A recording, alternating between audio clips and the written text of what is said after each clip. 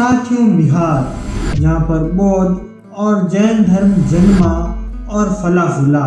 बिहार जहाँ से मौर्य साम्राज्य की नींव डली और अखंड भारत की परिकल्पना सामने आई। बिहार जो विश्व में भारत के लिए शिक्षा का केंद्र बना, जहाँ पर नालंदा जैसे विश्वविद्यालय शिक्षा की एक अनोखी धरोहर पेश करते रहे। बिहार जहाँ पर शून्य और पाई का मान देने वाले आर्यभट्ट का जन्म हुआ। राजनीतिज्ञ अर्थशास्त्री आर्यभट्ट भी बिहार से संबंधित थे। 10वें सिख गुरु गुरु गोविंद सिंह का भी जन्म बिहार में हुआ।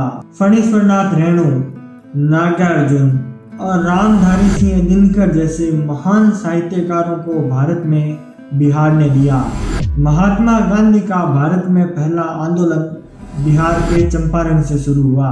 भारत के लोकतंत्र का आधार संसद में बिहार से कुल 56 सदस्य जाते हैं। वहीं बिहार राजनीतिक क्रांति का केंद्र भी रहा, जब 1974 में जयप्रकाश नारायण द्वारा संपूर्ण क्रांति का आंदोलन चलाया गया।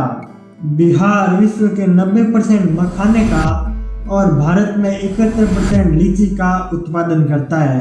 इतनी सारी विशेषताओं को अपनी गर्भ में समेटे हुए बिहार अनेक समस्याओं का सामना कर रहा है। क्या है वो समस्याएं, एक एक करके इस वीडियो में जानते हैं। एक समय पर जो बिहार शिक्षा का केंद्र और नालंदा जैसी संस्थानों को अपने अंदर समेटे था, आज वही बिहार साक्षरता दर में सबसे पीछे जा चुका है।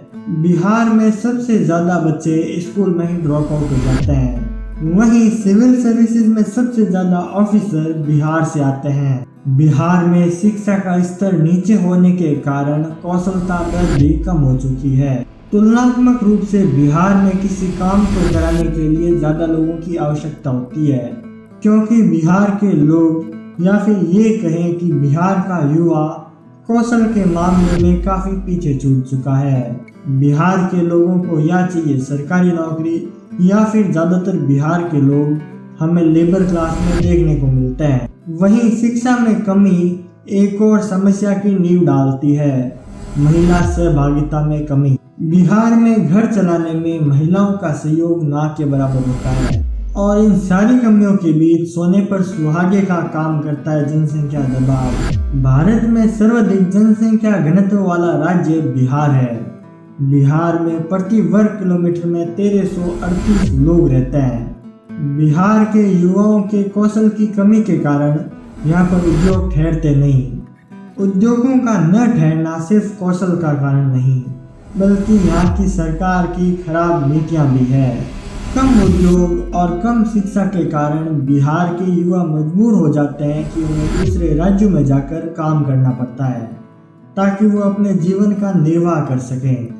और यही कारण है कि हम आए दिन देखते हैं कि बिहार के लोगों को हरेस किया जाता है कि वो उन स्टेट के लोगों की नौकरी खा रहे हैं। और बिहार की समस्याओं के लिए सोने पर सुहागा साबित होता है भ्रष्टाचार।